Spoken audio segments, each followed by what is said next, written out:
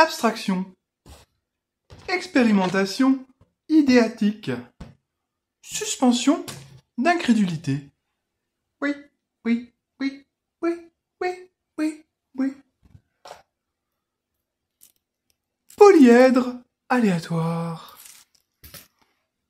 Oui, oui, oui, oui, oui. ASMR théorique. Ce programme vous est présenté par Arte. Oui, oui, oui, oui. Rollenspiel, das ist so möglich. Intéressant. Intéressant. Oui. Salutations, messieurs, mesdames, personnes non binaires, je sais vraiment pas où on va. Aujourd'hui, une vidéo peut-être un peu plus théorique que d'habitude, parce qu'on va parler d'abstraction en jeu de rôle. Alors reste quand même, bon, ça va beaucoup parler de game design, de création de jeu, mais je pense qu'il y a des choses aussi à apprendre, même si juste tu consommes du jeu, pour voir en fait, pour te situer toi-même dans le rapport que tu pourrais avoir, eh bien, avec l'abstraction en jeu de rôle. Alors, du coup, je vais déjà essayer de définir, voilà, qu'est-ce qu'on appelle abstraction, et du coup, on verra que certains trouvent que l'abstraction, c'est sale. Je vais essayer, comme tu as vu le titre de la vidéo, de te défendre que l'abstraction, c'est pas sale, mais bon, comme d'habitude, je vais te donner une réponse de Normand.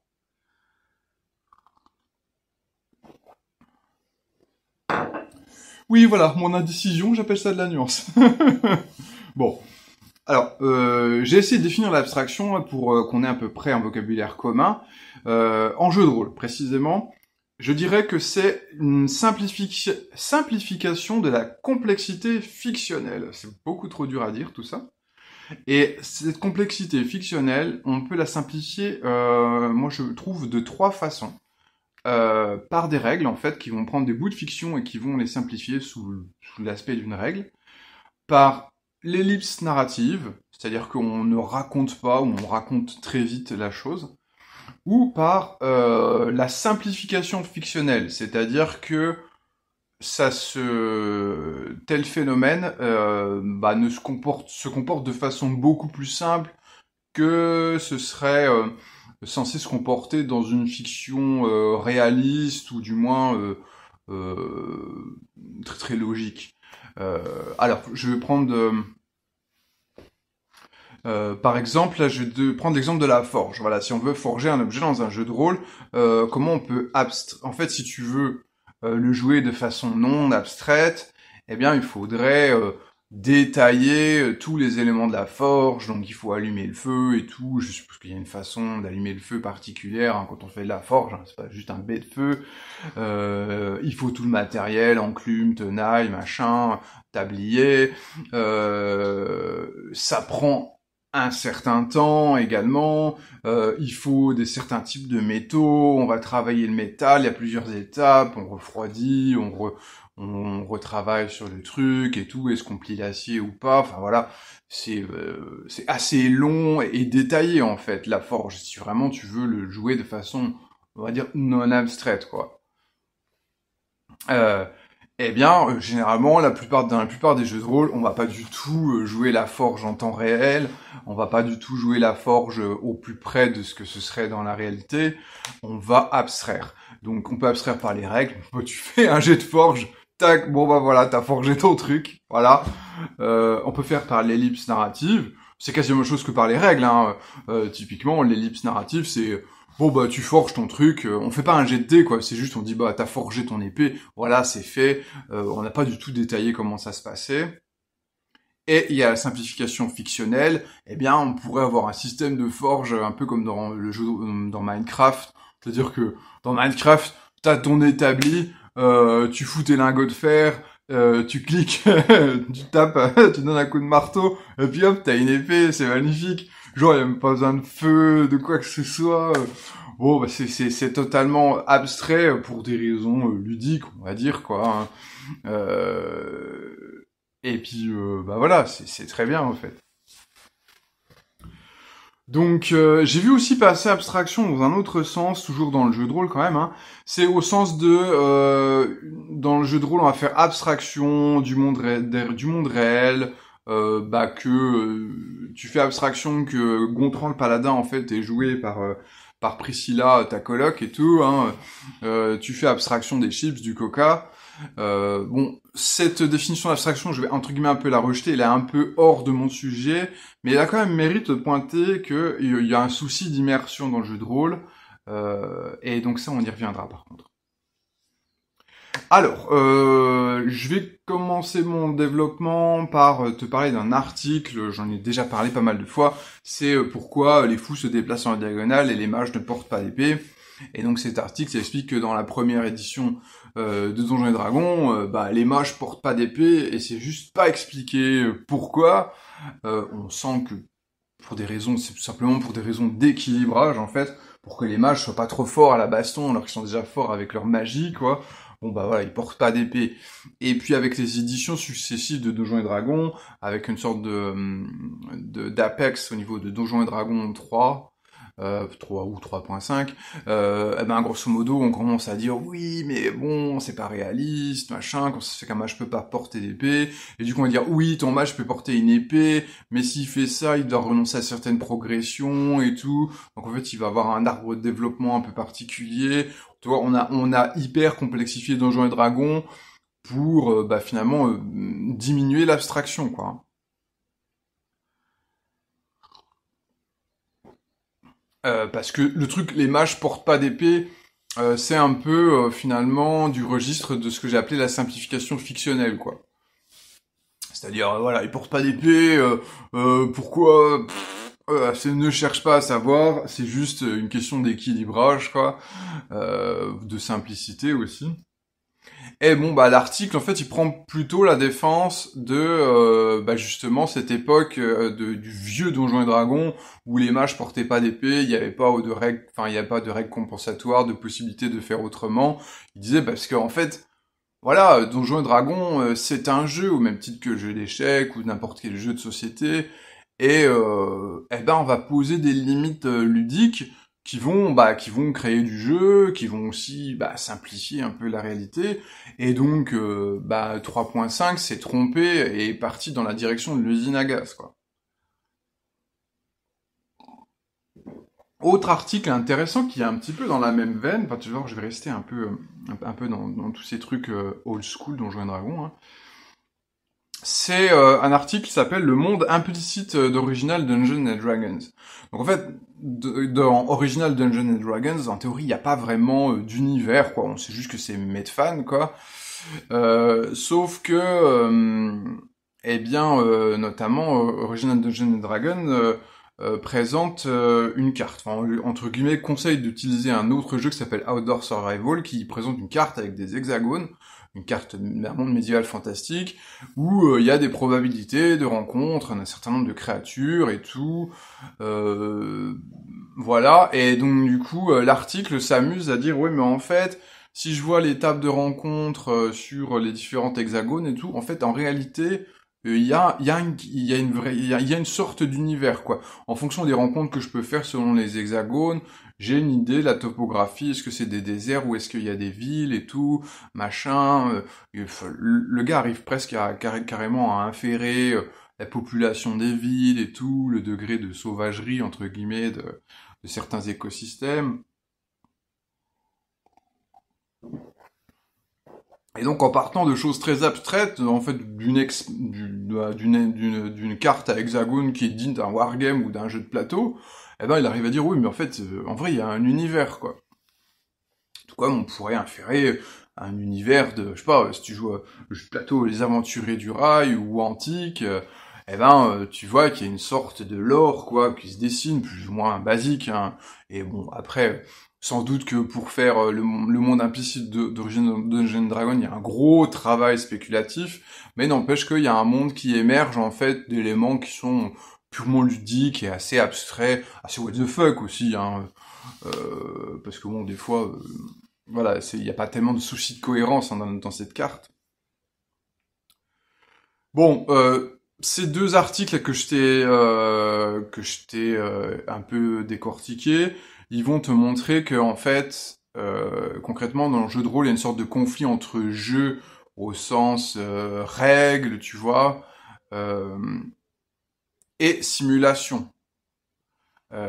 C'est-à-dire que bah voilà, le fait que les mages portent pas d'épée, ça c'est vraiment un truc plutôt de type jeu quoi, et ça marche un peu sur la simulation quoi. Bon, après on peut réconcilier en, trou- en trouvant une explication narrative de pourquoi les mages portent pas d'épée, genre c'est leur magie qui leur interdit certains types d'armes, ils peuvent avoir que des bâtons et des frondes.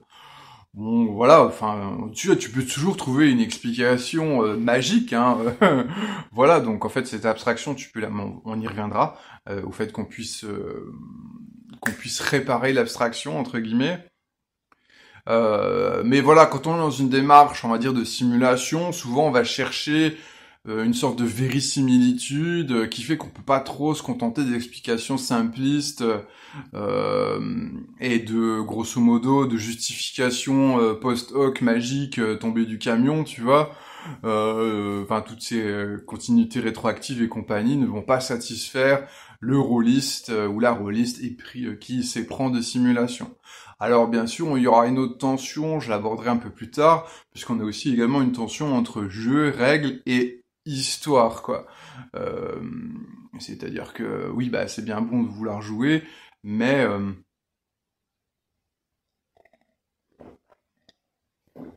quid d'une bonne histoire, quoi. Bon,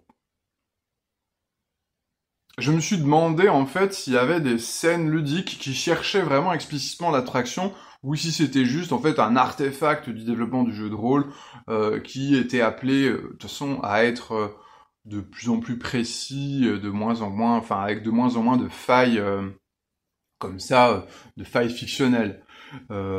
Eh ben, je pense que il y a au moins un genre du jeu de rôle, un sous-genre du jeu de rôle qui recherche l'abstraction, je pense que c'est l'OSR, le sous Renaissance, ou au moins une partie de cette scène. Moi, je me rappelle une partie en convention qui était proposée par Philippe Trommer, qui est, entre guillemets, un des porteurs francophones de l'OSR de la première heure, quoi. Et donc, il proposait de l'OSR. Et en fait, il disait dans sa propale de partie, c'était et surtout, il y aura pas de roleplay, tu vois. Donc, ce truc de, on va pas jouer les dialogues des personnages, tu vois. Ça, on s'en fiche un peu. Il y avait aussi dans sa partie, bah, grosso modo, tu pouvais looter de l'or sur tous les monstres, y compris, genre, tu combattais des profonds, et ils avaient une bourse d'or, tu vois. Enfin, un profond te permettait de looter, je sais pas, 100 pièces d'or. Et bah, c'est totalement abstrait, c'est une logique un peu jeu vidéo, jeu de plateau, rétro gaming et tout. Et voilà, en fait. Et là, cette approche de l'abstraction, je pense qu'elle elle procède à la fois d'un mélange de nostalgie pour une forme passée, idéalisée de jeu, mais aussi un mélange d'ironie. C'est-à-dire que clairement, en fait, on fait ça aussi parce que c'est rigolo. On voit bien que la physique la physique des jeux OSR, elle est claquée au sol, et puis bah, c'est rigolo, quoi. Je te renverrai aussi un article d'Eugénie où elle explique comment elle joue OSR en tant que joueuse, et elle va beaucoup jouer sur ce mélange, enfin sur cette ironie et sur cette entre guillemets bah voilà, et pour elle, un personnage OSR, il doit être simpliste, et donc par exemple, elle tire son personnage OSR dans ses équipements, et donc qu'elle a un chapeau, bah en fait, l'essentiel de son roleplay, c'est que elle joue un personnage avec un chapeau, quoi. C'est quasiment sa seule caractérisation, c'est qu'elle a un chapeau. Bon, de même, souvent dans les donjons OSR, ben pourquoi les personnages vont dans des donjons alors que c'est des endroits très dangereux et qu'il y a peut-être des moyens moins risqués de s'enrichir ou tout simplement des moyens moins risqués de vivre sa vie. Enfin, je veux dire, pourquoi, enfin, quand t'es niveau zéro, pourquoi aller dans un donjon où tu vas te faire hacher? Enfin, il vaudrait mieux que tu laboures la terre et que tu te fasses fouetter par des par des nobles. Enfin, franchement, tu vivras plus longtemps et plus en sécurité, quoi, entre guillemets, quoi. Bon, je suis en train de comment je te vends la féodalité comme le moyen d'existence le plus dreamable. Bon, bref. Bah, en fait, Tu peux trouver une espèce de justification de pourquoi ton personnage il part à l'aventure, mais généralement c'est pas ce qu'on fait en OSR. C'est juste, bah je vais à l'aventure quoi, parce que je suis un aventurier. Oui, je suis niveau 0, je suis sûrement mourir au bout de 2 pièces, mais voilà, c'est mon essence, tu vois, d'aller à l'aventure quoi. On abstrait et c'est rigolo. À nouveau, ça procède de l'ironie quoi. Je vais faire un petit détour maintenant par les jeux de plateau. Oui, je reprends pas mon souffle. Qu'est-ce que tu vas faire? Dans les jeux de plateau, on va aussi parler de jeux abstraits, et c'est pas tout à fait la même chose. En fait, quand on joue de plateau, on va parler de jeux abstraits pour les jeux qui sont faits de mécaniques pures, qui n'ont pas de thématique ou très peu, comme les échecs, le jeu de Go. Alors on peut vaguement trouver des thématiques dans ces deux jeux, que grosso modo ça raconte des histoires d'armées qui se combattent, mais bon, ça va vraiment pas chercher très loin, toi. Et puis quand tu vois le design des pièces, surtout le jeu de Go, tu te dis quand même oui, c'est abstrait, quoi. Si je prends Abalone, je suis même pas capable de te dire c'est quoi la thématique d'Abalone, quoi. C'est juste on pousse des boules, et puis il faut dégager les boules de l'adversaire, quoi. Bon, voilà. Alors, je pense pas qu'il y ait un équivalent de ça en jeu de rôle, ou alors peut-être, je dirais, si on devait trouver vraiment un équivalent, je dirais les jeux de rôle génériques, c'est-à-dire que les jeux de rôle génériques n'ont pas d'univers, donc absence d'univers, c'est ce qui se rapproche le plus, on va dire, de l'absence de thématique. Ceci d'autant plus si le jeu générique en question, il va s'abstenir de faire des inventaires issus d'univers possibles. Donc, tu prends GURPS, bah en fait, il y a plein de catalogues, de pouvoirs, d'équipements, de sorts, de véhicules. Donc c'est pas si abstrait que ça, quoi. Il n'y a pas d'univers dans GURPS, mais en fait, il y a du matos pour tous les univers, quoi. Tandis que si tu prends un jeu générique comme FU, il n'y a pas de catalogue. Il n'y a pas de catalogue, on estime que n'importe quelle situation fictionnelle va être ventilée dans un système très simple, et donc on n'a pas besoin de faire ces catalogues, c'est entre guillemets à MJ de éventuellement inventer des catalogues sur le pouce, ou même pas écrire, enfin généralement on n'écrit pas le catalogue, même MJ ne va pas écrire un catalogue au départ, quoi. Ça va se faire voilà au fil de l'eau quand on joue, quoi. Alors, je vais continuer mon parallèle avec le jeu de plateau. Ce qu'il faut retenir dans le jeu de plateau, c'est que les règles sont complètes. Ça veut dire, au sens d'Olivier Caïra, hein, ça veut dire que dans le jeu de plateau, eh bien, toutes les situations sont couvertes par des règles. Et ça, quelque part, ça implique une grande abstraction, quoi, parce que du coup, je t'ai parlé dans les 3 abstractions, il y a l'abstraction par les règles, bah voilà, toute la fiction dans le jeu de plateau est abstraite par des règles. Ok. Tandis qu'en jeu de rôle, les règles sont incomplètes, ça veut dire que les règles ne vont pas couvrir toutes les situations. Il y a toujours tout un tas de pans fictionnels qui sont pas couverts par les règles et qui vont être livrés à l'improvisation, à la narration. Et donc, en ce sens-là, on pourrait dire que le jeu de rôle finalement est moins abstrait que le jeu de plateau, ou en tout cas la part d'abstraction par les règles est plus faible, et on va trouver plutôt une part plus importante d'abstraction narrative, quoi, hein, des fameuses ellipses ou les simplifications fictionnelles que j'ai expliquées au départ de ma définition. Je vais te renvoyer à une vidéo que je trouvais intéressante, une vidéo de Jean-Michel Grosjeu, et lui va comparer les jeux de plateau qu'il appelle les jeux d'immersion, qui sont grosso modo des jeux assez complexes, un peu des jeux experts, et qui vont simuler une réalité de façon un peu précise, avec un peu une histoire. Il y a quand même une ambiance un peu RPG, wargame dans ce qu'il appelle les jeux d'immersion. Et il va comparer ça aux jeux de rôle, plutôt les jeux de rôle tactiques, donc je crois que notamment il parle de Pathfinder et tout. Et en fait, il dit qu'il trouve plus son immersion dans les jeux de plateau qu'il appelle jeux d'immersion. Parce qu'en fait, ce qu'il va, lui, donc quand tu écoutes la vidéo, tu comprends que ce qu'il appelle l'immersion, en fait, c'est qu'il y a des situations imprévues qui émergent. Dans ce qu'il appelle les jeux d'immersion, ça émerge de la combinaison des règles, des décisions des joueurs et du hasard, quoi. Alors qu'en fait, pour lui, les situations imprévues en jeu de rôle, elles sont essentiellement dues à l'arbitrage, notamment par MJ, et donc ça lui paraît plus factice en fait. Parce que il sait qu'il y a une personne physiquement présente à la table qui a pris qui a tranché en fait pour que une situation imprévue ait le droit d'exister, quoi. Même si ça vient pas forcément de son initiative, ça fait l'initiative des joueurs, mais il y a quand même cet arbitre qui dit ok, oui bah ça, je considère que c'est possible. Alors après, grosso modo, ce qu'il appelle une situation imprévue, on pourrait aussi appeler ça de l'émergence. Euh, En fait, l'émergence en jeu de plateau, elle est jamais tout à fait... Elle est peut-être imprévue, dans le sens où effectivement les joueurs n'ont pas prévu que ça arrive. T'as un effet wow quand la situation il arrive. Ah, c'est dingue qu'il se passe ça, quoi. C'est dingue que notre idée aboutisse à ça, ou que tout simplement notre idée puisse prendre corps avec les règles, qu'on fasse tel combo et tout. Mais par contre, les situations sont jamais imprévisibles. C'est-à-dire que si on avait une analyse très mathématique du jeu, on dirait bah oui, la situation elle était déjà possible, inscrite dans les règles en fait.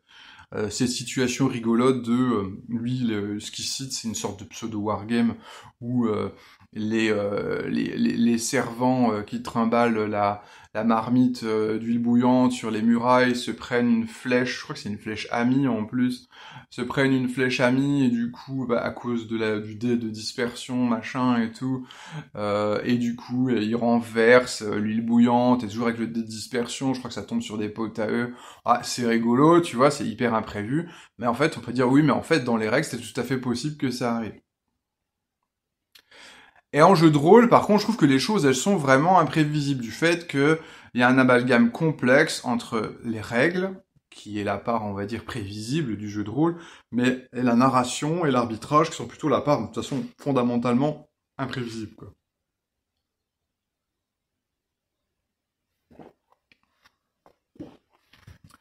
Ok, t'es bien accroché?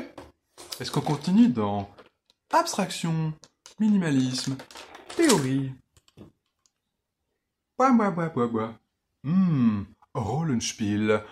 Tout mechanics, tout.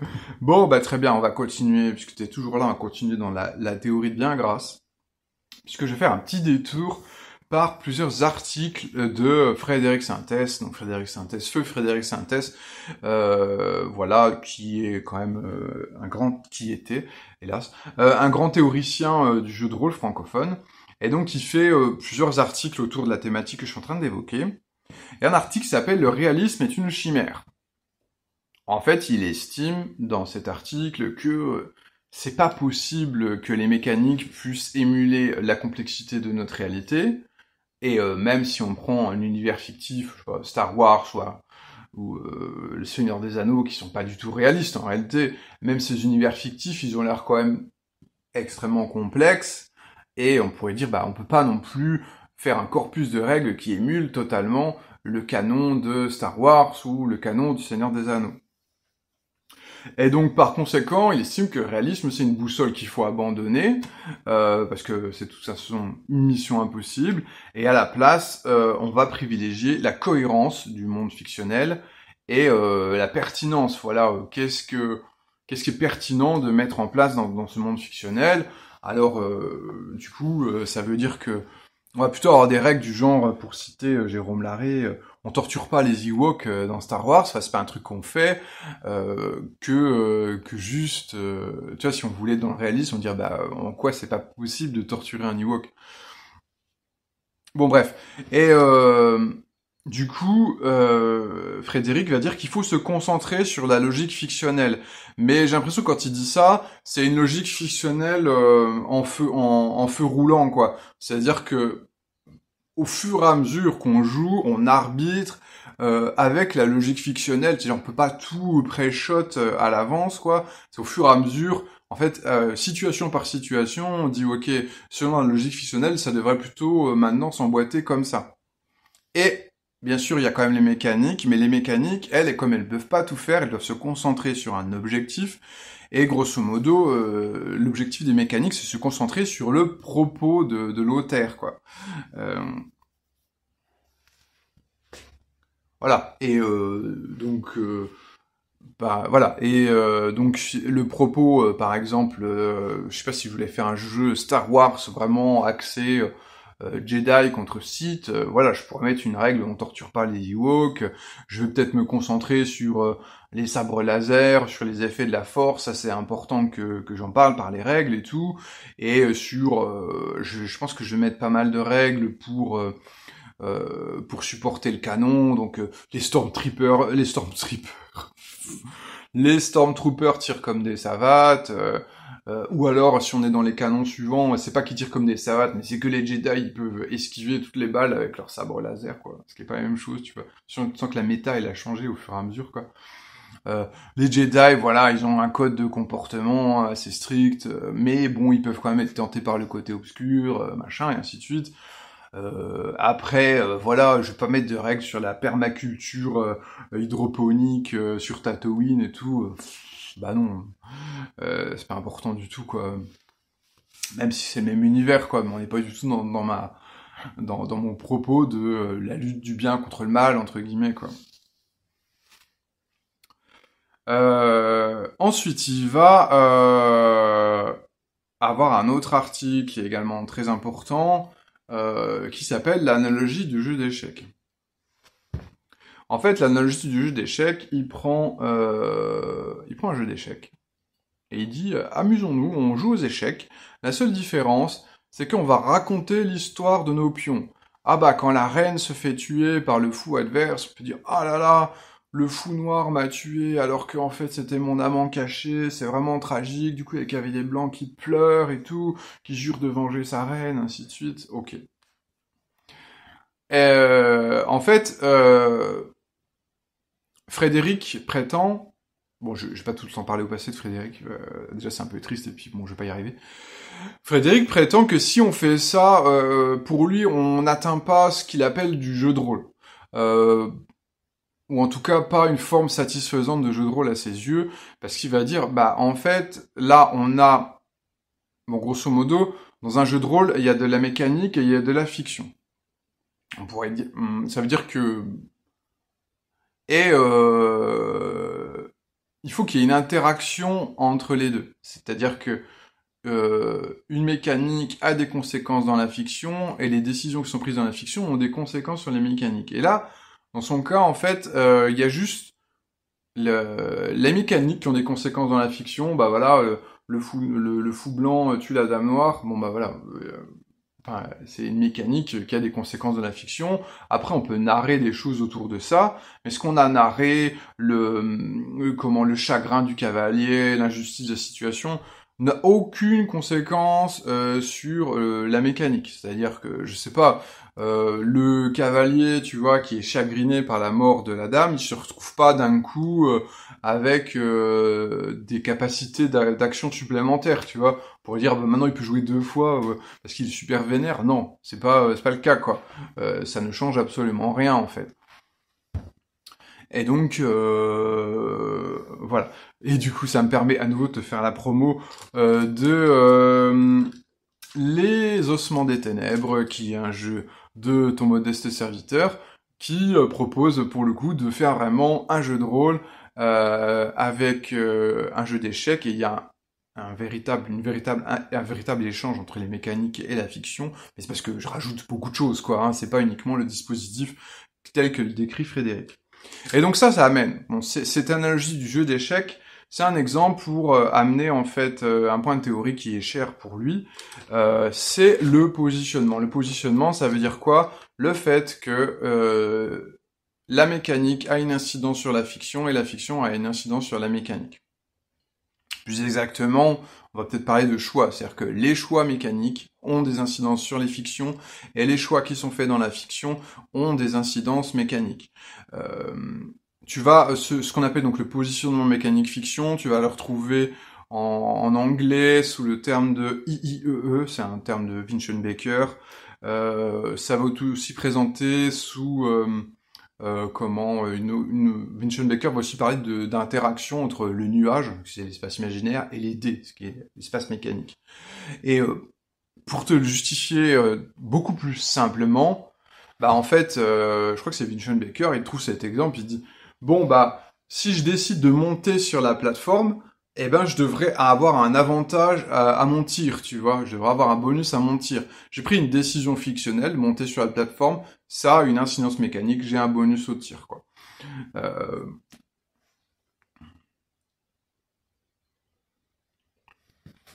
Alors, attends, faudrait que je trouve un truc.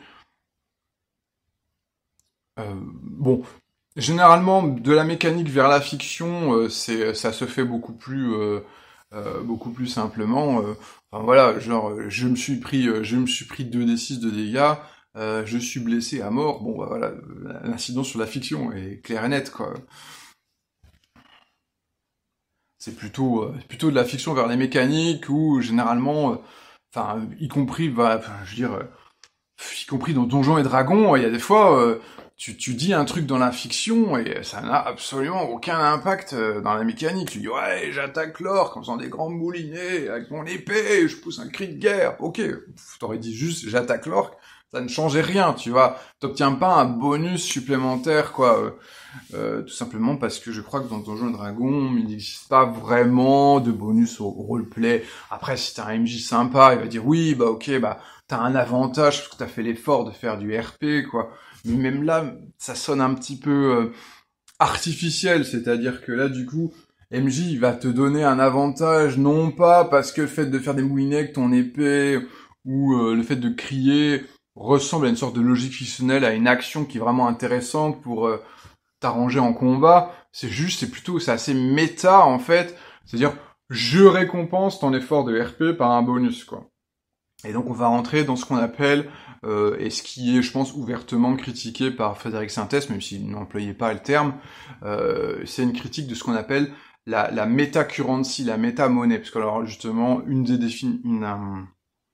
en anglais, un des synonymes de ce que Frédéric appelle le positionnement, c'est le currency. Currency qui est bah, l'économie, quoi.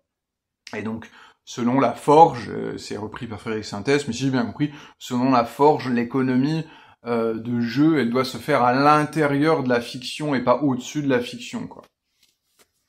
Euh, ok. Et du coup, il va y avoir, comme ça, la critique, notamment, ce qu'on appelle les machines à saucisses, c'est-à-dire des jeux où on te force à prendre des décisions pour le bien de l'histoire. Il y a une histoire qui avance, qui force les décisions de tes personnages et tout. Euh, et ça, c'est plutôt critiqué par la Forge, et en tout cas par Frédéric Sintès dans l'interprétation qu'il va faire de la Forge. Ok. Et du coup, la question, donc, grosso modo, il a un autre article qui est le positionnement est une affaire de choix. Et grosso modo, voilà, ce qu'il dit, c'est que il faut que les personnages, et là je dis bien les personnages, puissent faire des choix, et que ces choix ils aient un impact mécanique. Euh, et je trouve que, alors bien sûr c'est anachronique ce que je vais dire, parce que la forme ludique que je vais évoquer, elle est apparue après le décès de Frédéric Sintès. De mémoire, ça apparaît après son décès. Ou peut-être un peu dans le même temps, mais j'ai jamais vu Frédéric Sintès commenter ça. Il y a une forme de jeu que je t'ai évoqué dans une vidéo précédente, ça s'appelle le bac à sable du quotidien, qui n'a pas de règles. La logique fictionnelle est un peu la seule boussole pour évaluer la résolution des situations. Et on est beaucoup dans un jeu vraiment motorisé par les choix des personnages, quoi. Et c'est ça qui est intéressant, c'est ça qui a de l'impact. Je pense, à nouveau, je fais vraiment de la spéculation, mais je pense que Frédéric Sintès aurait validé, quand bien même c'est une forme de jeu qui n'a pas de mécanique, je pense que Frédéric Sintès aurait validé potentiellement Bac à sable du quotidien, parce que dedans, il y a peut-être une forme de positionnement qui le satisfait, ou pas, hein. Parce que bon, c'est quand même, dans Bac à sable du quotidien, du coup, tout est à l'arbitrage par MJ, quoi. Et je crois qu'il était quand même pas ultra fan du pur arbitrage par MJ, quoi. On n'a pas ce côté règle écrite auquel tout le monde doit se plier et se référer, quoi. Et cette logique fictionnelle, quand elle est uniquement soumise à l'arbitrage de MJ, eh bien, elle est arbitraire, quoi. Bon, voilà. Donc, bon, je vais fermer cette parenthèse, parce que je m'enfonce beaucoup trop loin. Continuons avec le thème de l'abstraction. Bah, je suis obligé de te parler d'un jeu qui s'appelle Abstract Dungeon. Donc, tout est dans le titre. Alors, en quoi Abstract Dungeon est particulièrement abstrait?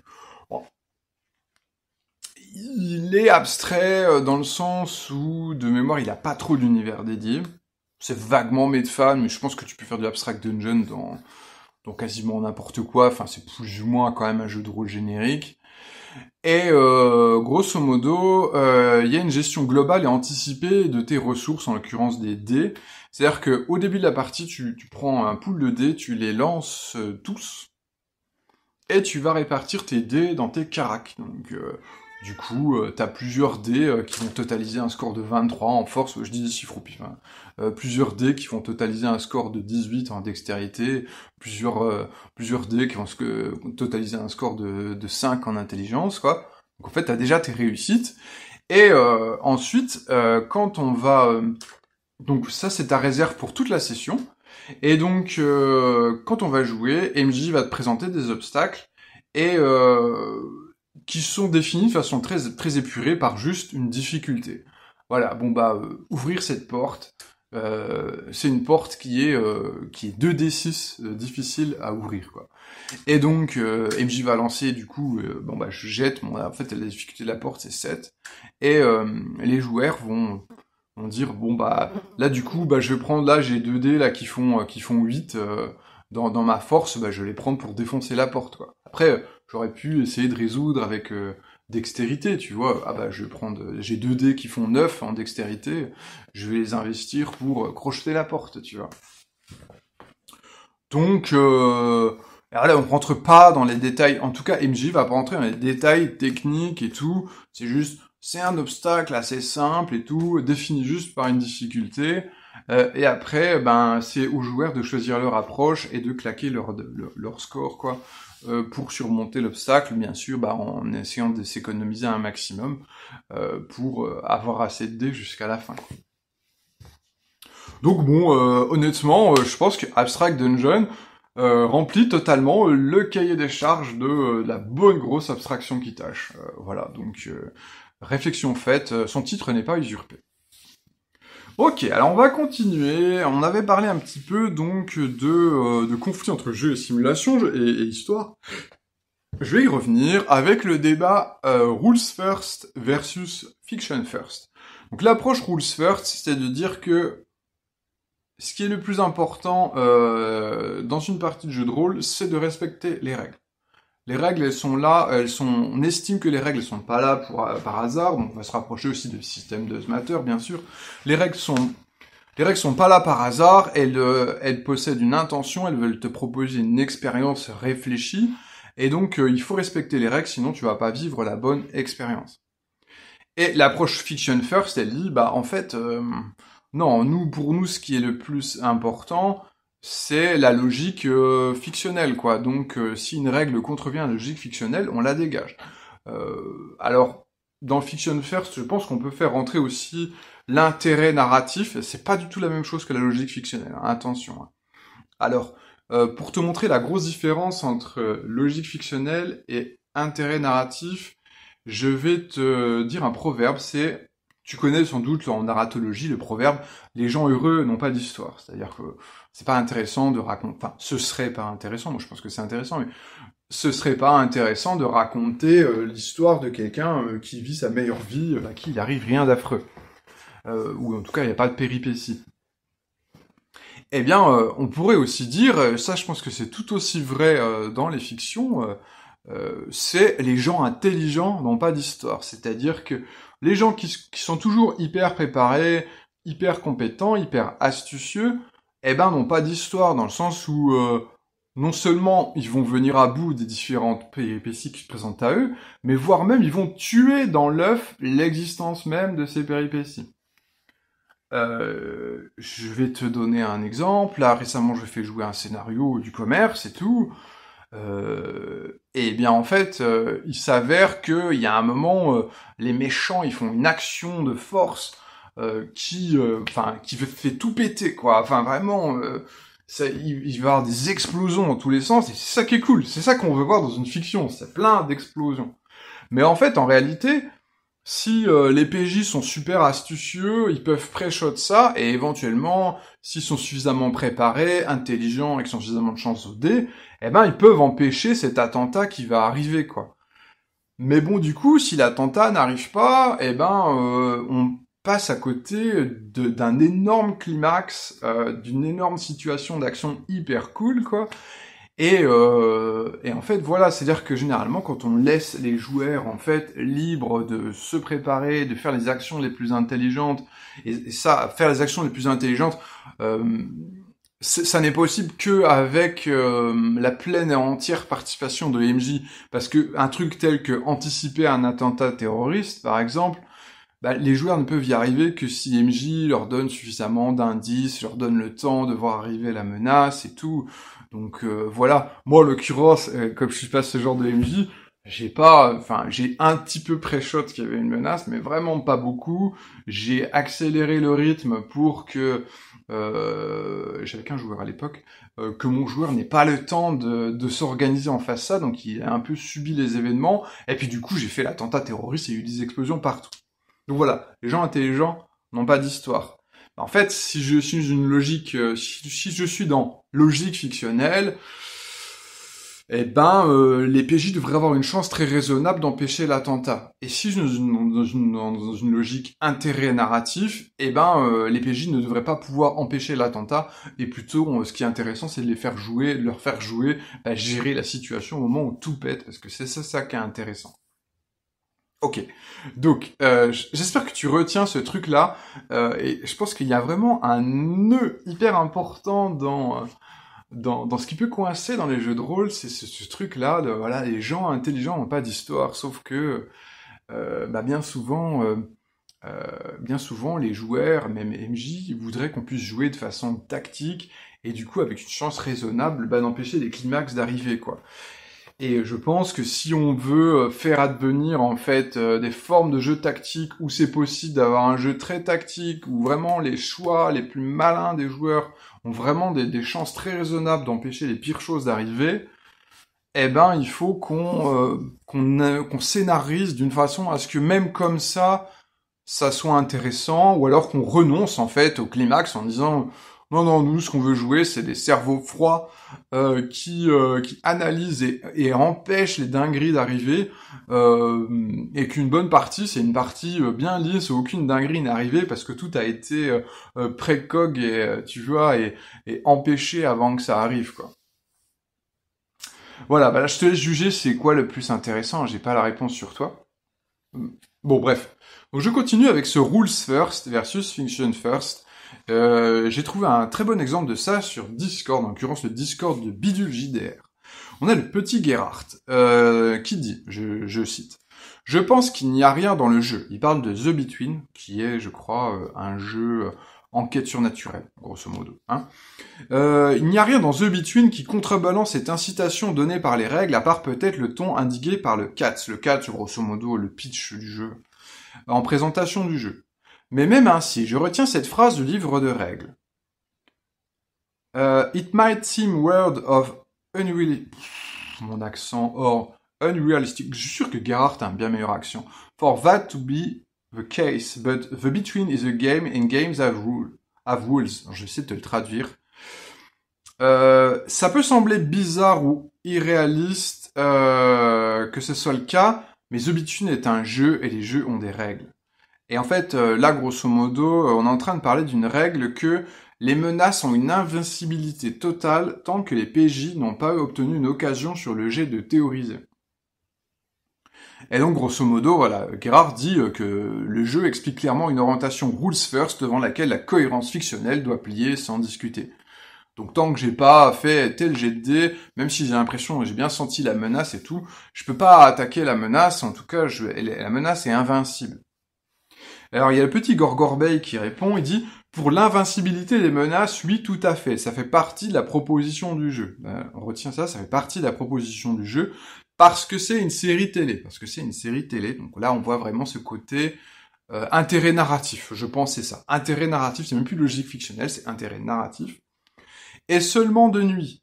Ce qui a frustré certains joueurs de ne pas pouvoir trouver le repère d'un vampire et le tuer le jour dans son sommeil. Et là, on est vraiment, je trouve, dans les gens intelligents n'ont pas d'histoire. Bah bien sûr que ce serait plus intelligent d'attaquer un vampire le jour, au moment où il est en plein sommeil, où il est vulnérable.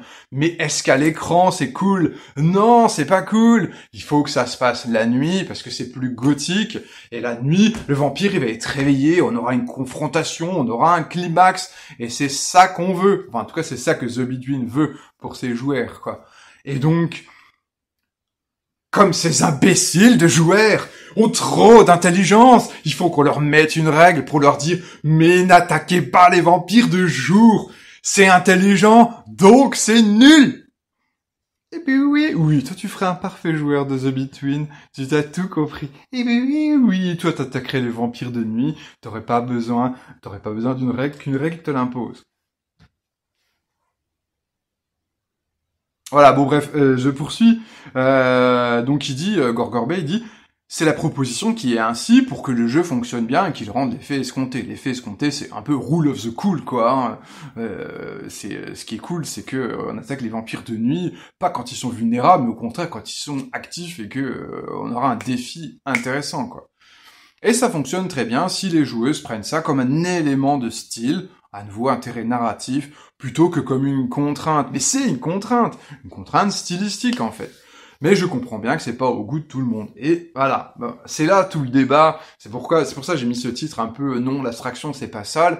C'est parce qu'il y a bien sûr tout un tas de rôlistes qui trouvent que l'abstraction c'est sale et qui, en fait, je pense qu'il y a tout un tas de rôlistes et je veux dire, il y a aucun jugement, c'est tout à fait louable comme façon de jouer. Il y a tout un tas de rôlistes qui veulent être les gens intelligents qui n'ont pas d'histoire, ok? Qui veulent pas apprendre des situations risquées. Et ça contrevient en fait à beaucoup d'intérêts narratifs qui sont présents quand même dans pas mal de jeux de rôle. Le typiquement de, écoute, tu vas visiter une maison hantée, tu vas descendre dans la cave, dans tous les jeux horrifiques. Je veux dire, c'est un intérêt narratif de le faire. Après, les gens intelligents ne font pas ça. Enfin, les gens intelligents qui croient au surnaturel. Bref.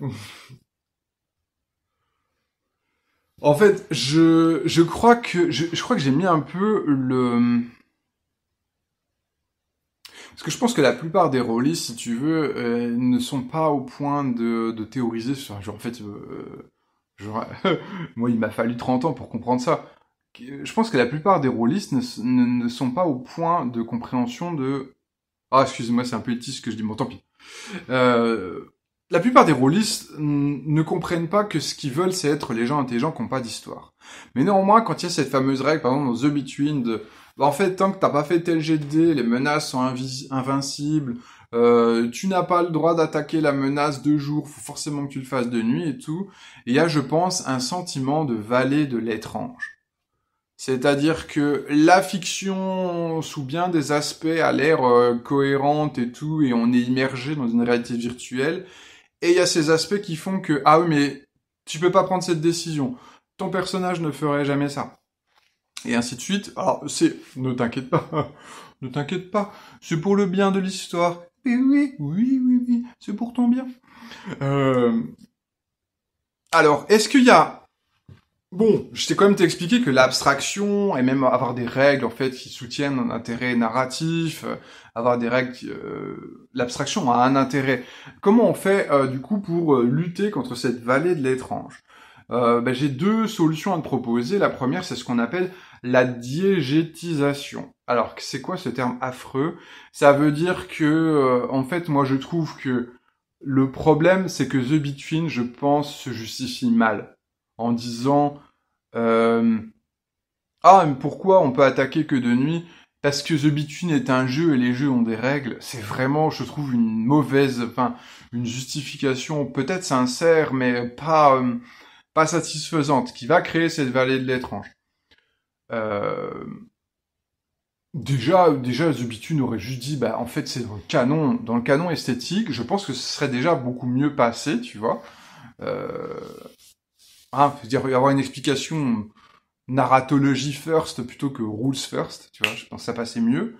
Mais après, on peut diégétiser un certain nombre de choses, c'est-à-dire, plutôt que de dire, voilà, bah, je reviens sur les mages, ils ne portent pas d'épée, plutôt, ils portent pas d'épée, c'est pour l'équilibrage, c'est comme ça, c'est une règle, les jeux doivent avoir des règles. Tu vas dire, bah en fait, concrètement, le fait d'avoir du pouvoir magique en toi fait que tu, quand tu veux toucher une épée, littéralement l'épée se dérobe à toi. C'est comme ça, c'est la métaphysique. Bon bah voilà, tu donnes une explication métaphysique. Généralement, ça fait intervenir de la magie, hein, parce que la digétisation, la plupart du temps, ça fait intervenir de la magie. Autre exemple de digétisation, c'est par exemple dans Cthulhu Dark. Il n'y a pas de règle d'affrontement contre les créatures du mythe. En fait, si tu décides d'entrer en conflit physique avec une créature du mythe, tu te fais éclater. Point. Bah en fait, on voit tout de suite l'explication fictionnelle, quoi. C'est juste que bah, les créatures du mythe, elles sont tellement balèzes par rapport à un humain que ça sert à rien de lancer les dés et tout. Voilà, si tu décides de l'attaquer, c'est une forme de règle, ou en tout cas de simplification fictionnelle, mais qui fonctionne très bien en fait. On sent que c'est vraiment intégré à la cohérence de l'univers, et donc je pense que ça choque personne à Cthulhu Dark que les créatures du mythe aient une sorte de réussite automatique à leur jet d'attaque, parce que voilà, c'est bien intégré en fait dans la fiction. Et ben du coup, tant qu'on est à diégétiser, ben est-ce qu'on n'irait pas plus loin? Et je pense que la meilleure façon de lutter contre cette vague de l'étrange, ben, c'est de jouer carrément en freeform, quoi. Voilà, bon, désolé, je te vends à nouveau ma soupe, hein, mais je pense que ça peut résoudre pas mal de problèmes, parce que c'est souvent quand les dés, les chiffres interviennent que les craquelures dans la réalité virtuelle sont les plus visibles, donc autant dégager les mécaniques. Bon, mais alors, est-ce qu'il faut pour autant tout jouer en 2d6 plus bullshit? Eh ben, je dirais non. On peut embrasser une certaine granularité, quoi, que ce soit au niveau du fluff de l'univers ou au niveau du crunch, les mécaniques. Ça a quand même un intérêt. Bah, notamment, ça va te donner un sentiment de profondeur du monde, évidemment, de complexité du monde, de variété des possibles. Euh, Ça va aussi t'assister si toi, en tant que MJ ou joueur, t'as pas envie de créer ou d'improviser. Euh, Bah, je sais pas, si on prend des trucs, des univers, des trucs un peu compliqués, comme le cyberpunk, ben, évidemment que il y a peut-être pas mal de tables. Bah, jouer du cyberpunk en FKR, c'est le mieux, quoi. Voilà, le piratage, je rentre pas dans les détails, tu pirates, on fait, oui, bah, ok, en fait, tu rentres dans le palais mental de Intel et tout, et puis on gère en 2D6 plus bullshit. Je pense qu'il y a bien sûr bien des tables qui, oh oui, non, mais un jeu cyberpunk, moi, je veux un jeu avec les listes des implants, avec toutes les techniques de hackage, avec des règles, des difficultés chiffrées, que tout soit bien précis, bien régulé, bah, de façon à ce que le canon esthétique et la variété des défis propres à ce genre narratif du cyberpunk, bah, ça me soit pré-mâché par le jeu, quoi. J'ai pas envie de tout inventer en FKR, peut-être même que je m'en sens pas du tout les possibilités, parce que je maîtrise peut-être moins bien le genre cyberpunk que la personne qui a écrit le bouquin, quoi. Et donc c'est ça explique le succès de jeux hyper compliqués comme Shadowrun, quoi, où il y a une règle pour à peu près tout. C'est que voilà, du coup, on a une émulation très granulaire, très complexe d'un univers cyberpunk qui du coup est très vivant, très présent et tout. Et donc, moi, je comprends tout à fait que ça ait un intérêt, et ça l'a eu quand j'ai été joueur de Shadowrun, quoi. Et je parle pas de Shadowrun Anarchy, hein, j'ai joué au vieux Shadowrun bien complexe, Shadowrun 3 et 4. Hein, c'était pas des règles simplifiées pour un narrativiste. Hein. Bon, alors par contre, bien sûr, en tant que créateur de jeu, si tu décides de faire foin de l'abstraction et d'aller vers la complexité, il faut que tu gardes en tête le budget de complexité. C'est-à-dire que, qu'est-ce que c'est que le budget de complexité? C'est une sorte de valeur un petit peu abstraite, grosso modo, c'est que tu estimes qu'en fonction de ce que tu évalues de la capacité cognitive, ou en tout cas de l'effort cognitif que tu demandes à la table, aussi je pense en fonction la portée de ton jeu. Je pense que si c'est un jeu à one shot, si c'est un jeu à campagne, c'est pas du tout le même budget de complexité. Eh bien voilà, tu as des slots de complexité que tu peux t'allouer.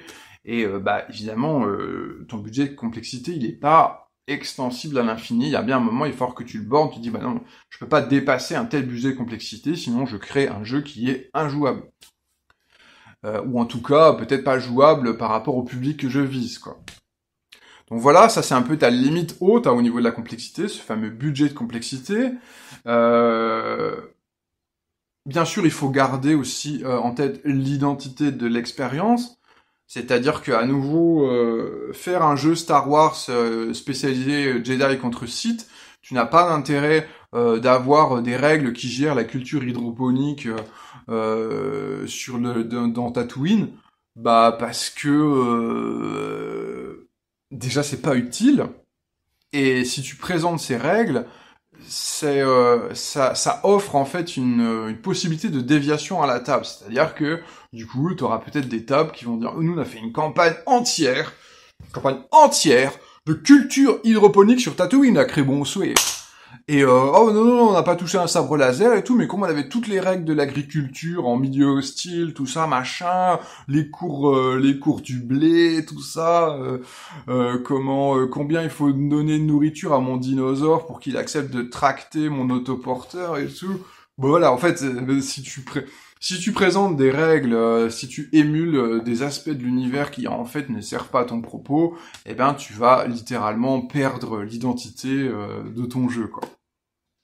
Et bon, je suppose qu'il y a des créateurs qui veulent avoir des jeux réellement sans identité, genre le Star Wars simulationniste au maximum, on peut tout jouer, enfin voilà, si tu veux jouer un Pécor sur une campagne agricole de 15 séances, tu peux le faire. Si tu veux jouer un Jedi, tu peux le faire aussi. Si tu veux jouer un Sith, tu peux le faire. Si tu veux jouer un Stormtrooper, tu peux tout faire. Si tu peux jouer des droïdes qui jouent aux échecs pendant 15 ans, tu peux le faire. Bon, voilà, mais après, la plupart du temps, c'est pas vraiment le cas, quoi. Même dans les jeux de rôle traditionnels les plus caricaturaux, après, je sais pas. Bon, bref. En tout cas, c'est un truc à arbitrer, quoi. Quelle est l'identité de ton jeu? Et du coup, est-ce que tu dois mettre des règles qui n'ont rien à voir avec l'identité de ton jeu? Moi, je suis pas sûr. Après, c'est rigolo, hein, parce que c'est vrai que quand on dit, ok, on va faire une campagne du Seigneur des Anneaux, mais de Légende des 5 Anneaux, mais on va jouer des roturiers, on va jouer des paysans et tout, des sans-castes et tout. En vrai, avec les règles de Légende des 5 Anneaux, tu peux un peu le faire, quoi, et ça peut être hyper intéressant. Donc, je condamne pas tout à fait la possibilité de déviation. Pour autant,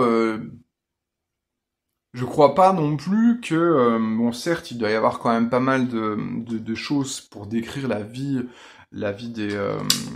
des paysans et tout, et des sans-grades dans Légende des 5 Anneaux, mais je pense qu'en termes mécaniques, il n'y a pas grand-chose qui parle de ça, donc en fait, en général, quand tu vas jouer ces propositions-là, très marginales, eh bien, en fait, tu dois bidouiller des mécaniques ou jouer un petit peu dans les interstices, c'est-à-dire que je vais te créer une feuille de paysan, et du coup, il y aura juste beaucoup moins de compétences qu'un samouraï, je vais peut-être même pas te mettre de compétences de combat, ou alors juste combat au bâton, ou à main nue, tu vois, parce que de toute façon, t'as pas le droit de toucher un sabre, et ainsi de suite, quoi. Donc, en fait, c'est ça qui est amusant, c'est que cette approche, par exemple, de jouer du marginal dans Légende des 5 Anneaux, elle fonctionne pas par addition de règles supplémentaires, mais plutôt par soustraction, en fait. On va enlever des choses dans la feuille de personnage, et c'est ça qui va me permettre de jouer autre chose qu'un samouraï.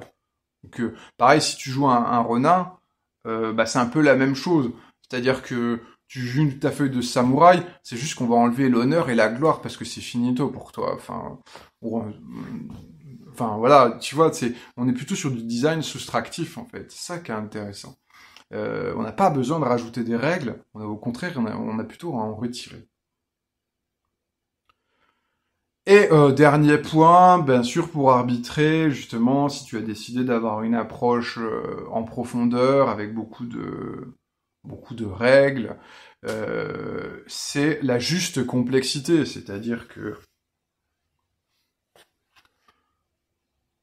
bah, par exemple, dans Shadowrun 4, pour faire un hacking, mais vraiment un hacking de base, de mémoire, je crois qu'il faut enchaîner, faut jeter au moins 7 ou 8 fois les dés, quoi. Et juste pour un truc, parce que il faut... en fait, ils ont voulu être assez proches, entre guillemets, enfin, un petit peu réalistes, quoi. Et donc, tu dois créer une backdoor, te mettre un mot de passe admin, tu as les glaces à gérer, et ainsi de suite. T'as une évolution dans un environnement virtuel, machin, machin.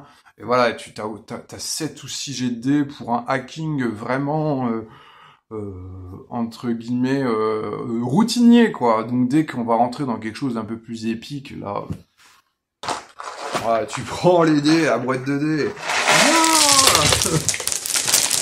Voilà, ça va mettre 10 minutes à ramasser tout ça. Voilà, bon, il y a évidemment le risque d'avoir des règles inutiles, c'est-à-dire qui ont des chances très minimes d'être utilisées, d'avoir des règles qui se contredisent, d'avoir deux règles différentes pour la même chose, ainsi de suite. Donc, vous voyez, il faut que tu trouves la juste complexité. C'est pas la complexité pour la complexité, bien sûr, c'est la juste complexité. Bon, c'est hyper subjectif ce que je dis, mais bon, t'as compris, quoi. Eh bien voilà, on est sur une... si tu as... si tu as survécu 1 heure à cette vidéo coupage de cheveux en 4, écris théorie dans les commentaires. Franchement, ça m'intéresse de savoir si vraiment quelqu'un a tenu le watch time. Parce qu'on est sur une de mes vidéos les plus longues, sûrement sur un sujet bien de niche. Donc voilà, allez, ciao ciao.